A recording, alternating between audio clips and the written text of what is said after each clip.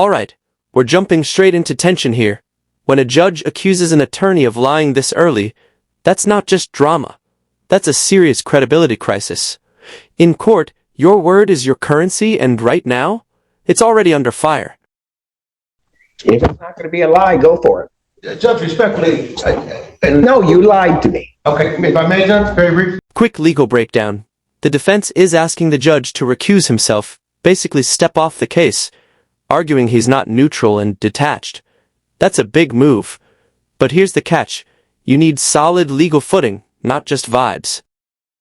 85051, on behalf of Darren Dwayne Wilson, sir, please stand and give your full and complete name for the record. Darren Dwayne Wilson. Thank you. Your Honor, today is the date and time scheduled for a political exam. I believe that Mr. Martell would like to start us off by motioning for Your Honor to accuse himself of this case. Judge, if I may, very briefly. Go on. Thank you, Judge. And certainly, Judge, I got much respect for this honorable court, been before this court a number of times. Judge, but the court rule is clear, Judge, that a examination must be conducted by a neutral and detached magistrate, Judge. In this particular case, and just for a little bit of context, for Your Honor, this is a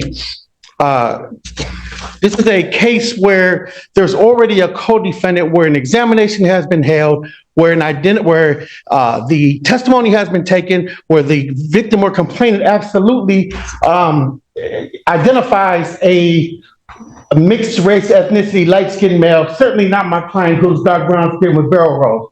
Judge, notwithstanding saying, Your Honor, the sole basis that the people intend to introduce quote-unquote identity is through the search warrants and the subsequent evidence that was purportedly obtained thereafter, Judge. I say that all to say that, Judge, I don't know. Wait, this is where things start to wobble. The judge is basically saying, you're connecting dots that don't connect. Signing a search warrant, but no, you being biased in trial. That's standard procedure. So now the question is the defense stretching the law or just misreading it? What case you're talking about? Who's the co-defendant? You didn't preside over that. I could make the argument a lot more. I did not preside over it? No. So the argument that the counsel is attempting to... Well, then I'll let him finish, because I don't know, it did not even begin to ring a bell with me. It shouldn't. but if I can just streamline it, Judge.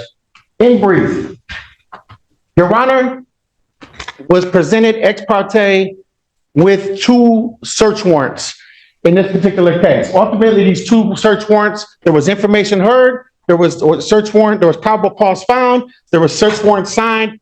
Judge, we now come before you for a separate analysis of whether there's probable cause in this case, but Your Honor, pursuant to People v. Burrell, which is 391-124, Judge, it certainly cannot be neutral and detached when Your Honor respectfully has already found probable cause in this case, and specifically the case law says... Whoa. How the heck do you jump to that conclusion?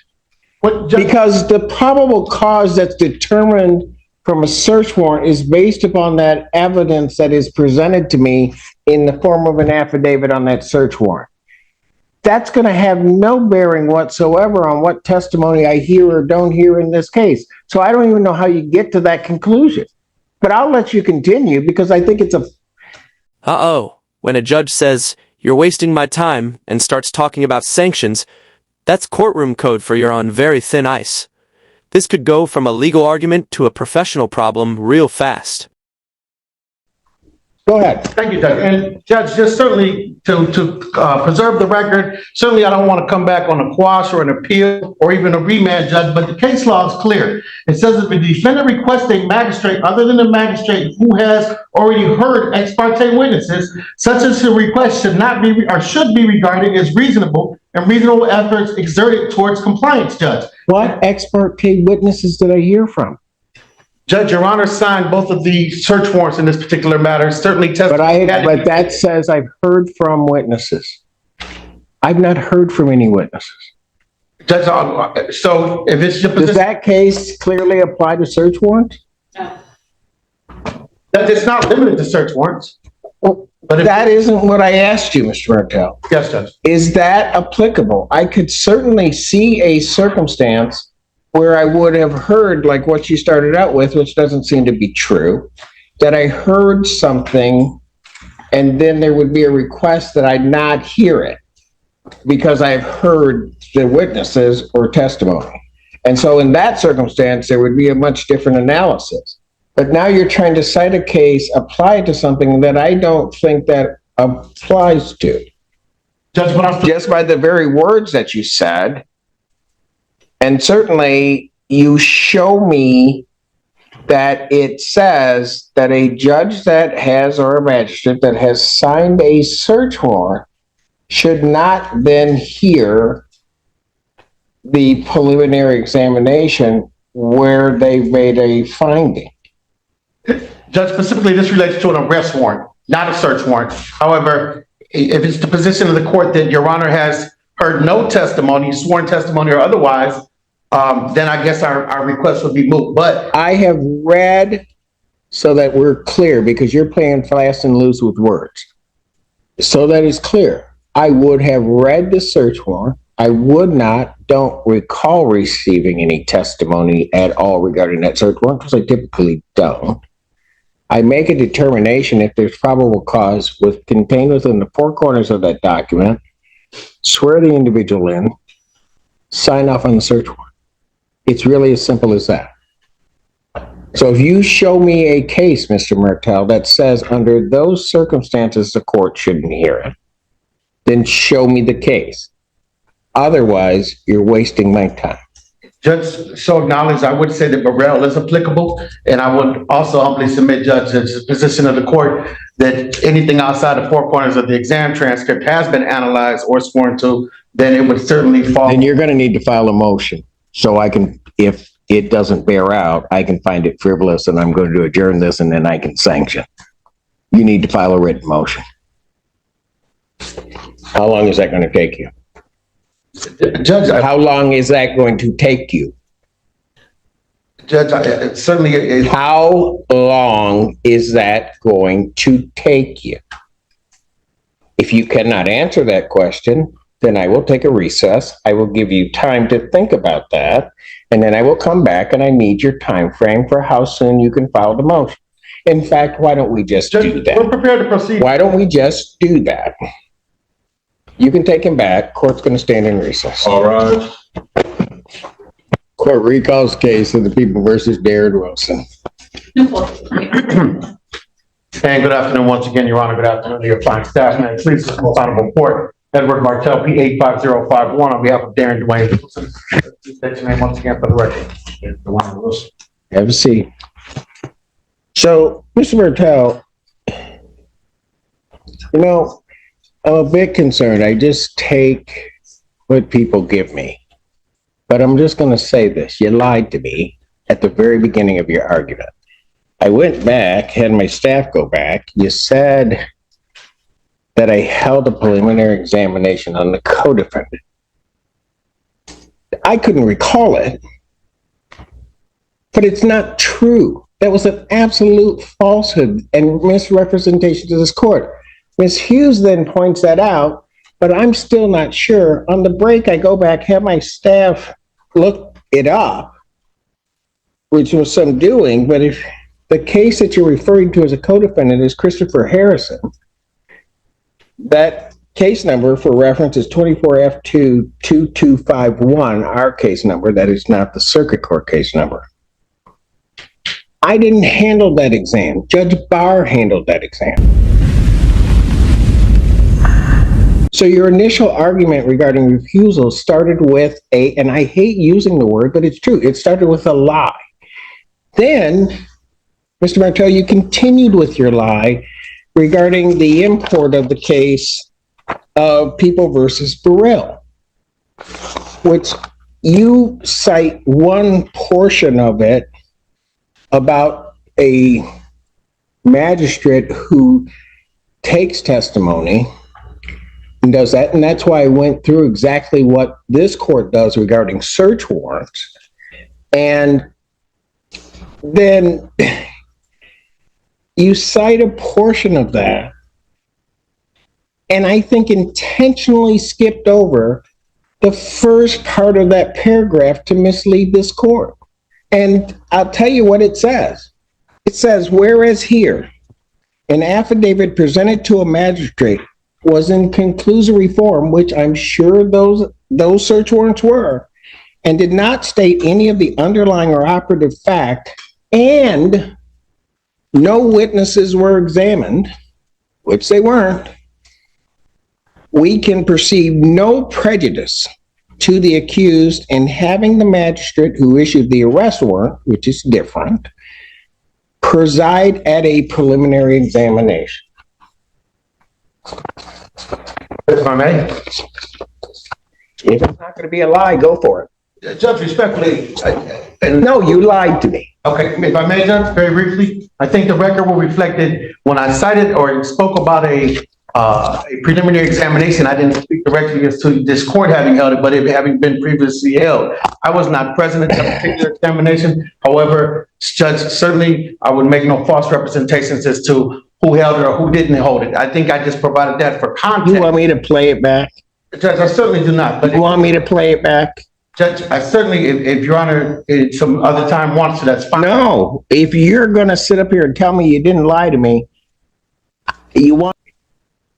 I have quite the record to make regarding the one thing that I absolutely have to say, even though I think this argument is clear and where this situation is headed is clear, but the thing that needs to be abundantly clear, I do have a lot to say about the law and I do have my own cases to cite, but if Your Honor doesn't need those, I'll set that aside. But the thing that needs to be said is the search warrants that Your Honor reviewed are what led to the pertinent testimony today. They did not include the pertinent testimony that would be heard today. Your Honor signed off on search warrants that include facts that frankly are not being contested. The defense is not contesting that these crimes occur.